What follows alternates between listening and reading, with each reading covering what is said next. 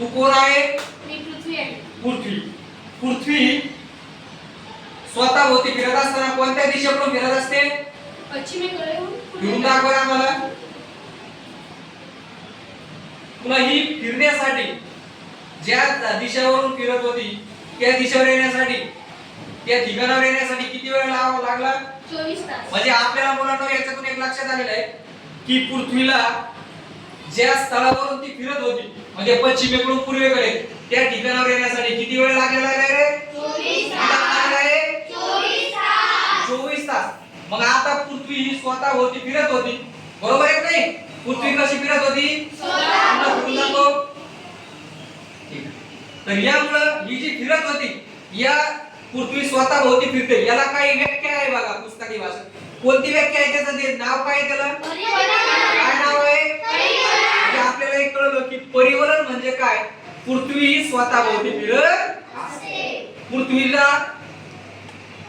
एका म्हणजे पृथ्वी फिरत असताना किती वेळ लागतो तिला? कमीत कमी 24 तास. या 24 तासालाच आपण काय म्हणतो रे? एक दिवस. याच्यामुळेच आपल्याला कळतं की बाबा सकाळ कळती, दुपार कळती, संध्याकाळ कळती. याच्यामुळे आपल्याला लक्षात येतं की बाबा पृथ्वीमुळे परिवलनामुळे आपल्याला काय रे? काल गणना शक्य झालेली आहे. इथपर्यंत कळलं तुम्हाला? सूर्य वरती करा.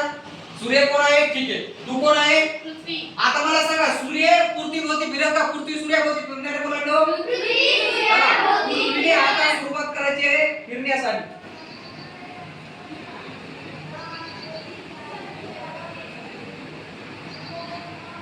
बघा पृथ्वी ज्या ठिकाणावरून गेली होती सूर्याच्या भोवती फिरत फिरत तर आता त्या ठिकाणी आलेली आहे, बरोबर आहे का? मग आता ही जी क्रिया झालेली आहे ही फिरण्याची क्रिया झाली आहे. सूर्य फिरला का पृथ्वी फिरली रे? पृथ्वी फिरली, बरोबर? पृथ्वी सूर्याभोवती फिरली. पृथ्वी स्वतःभोवती फिरत फिरत असताना ती आता सूर्याभोवती फिरत फिरत गेलेली आहे. तर या कन्सेप्टला या संकल्पनेला भूगोलमध्ये कोणची काय नाव दिलेलं आहे त्याला? त्याला काय नाव दिलं? काय दिलेलं रे? काय नाव दिलेलं रे? हा, परिभ्रमण नाव दिलेलं आहे. आता विषय सूर्यमालेतील सर्वात मुख्य घटक आहे आणि त्यानंतर सूर्यापासून 8 प्रकारचे काही ग्रह हे असे क्रमाक्रमाने आहे. तर आपण आता कोणता ग्रह आहे रे? पृथ्वी. कोणता आहे रे? तुम्हाला असं लक्षात येतं का बघा पृथ्वी हा सूर्यापासून कितव्या क्रमांकाचा ग्रह आहे? कितव्या क्रमांकाचा आहे रे? तिसऱ्या क्रमांकाचा आहे. वरती पकड. कितव्या क्रमांकाचा आहे रे? मग जगामध्ये फक्त मानव जात जिवंत आहे किंवा प्राणी जिवंत आहे किंवा सजीव सृष्टी जिवंत आहे अशा प्रकारचा कोणता ग्रह आहे रे? पृथ्वी. कोणता ग्रह आहे रे? आपण कोणत्या ग्रहावर राहतो? पृथ्वीवर. बरोबर आहे का रे? पृथ्वी खरंच फिरते का? गुरुत्वाकर्षणामुळे आपल्या लक्षात येत नाही. बरोबर आहे का नाही? मी काही प्रश्न तुम्हाला विचारणार आहे तर थोडं बंद करा. आपण जो ऋतुनिर्मिती आणि सूर्यचंद्र पृथ्वी याच्या काही गोष्टी तुम्हाला काही संकल्पनाच्या माध्यमातून शिकवलेल्या आहेत विद्यार्थ्यांचा सहभाग आहे त्यामुळे. तर आता मी तुम्हाला काही प्रश्न विचारणार आहे, बरोबर आहे का रे? तर पहिल्या प्रश्नाचं उत्तर मी विचारतो. पृथ्वी ही सूर्यापासून कितव्या क्रमांकाचा ग्रह आहे? सांगू शकतात का? हातवर करून सांगा. कितवर रे? कोणाला इथं हातवर करा. Very good. तू सांग कितव्या क्रमांकाचा आहे? ज्याला विचारेल त्याने प्रश्न द्यायचे. मला सांगा पृथ्वी ही स्वतःभोवती फिरते, बरोबर आहे का रे? त्या क्रियेला काय म्हणतात? व्याख्या सांग. हातवर करा. कोणाला येतं? सांग तू काय म्हणते? परिवलन. काय म्हणते त्याला? दुसरं कोणाला येतं? तुला येतं का? परिवलन.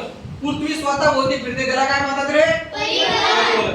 आता हे परिवलन करण्यासाठी परिवलन होण्यासाठी पृथ्वीला किती वेळ लागतो? कोण सांग? हातवर करा. चला सांग तू कुणाल? 24 तास. किती रे? 24 तास. मला सांगा पृथ्वी सूर्याभोवती फिरते का? सूर्याभोवती फिरतो? बरोबर आहे का? आणि पृथ्वी सूर्याभोवती फिरत असताना या क्रियेला काय म्हणतात? हातवर करून सांगा. काय म्हणतात?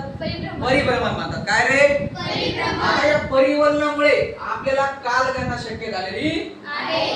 याच्या माध्यमातून हा घटक आपण शिकवण्याचा प्रयत्न केला. ठीक आहे. अशा प्रकारे आपण भूगोलच्या माध्यमातून विद्यार्थ्यांचा सहभाग घेण्याचा प्रयत्न केलेला आहे की तुम्हाला नक्की पाठ काय करेल चांगला समजावा. ठीक आहे.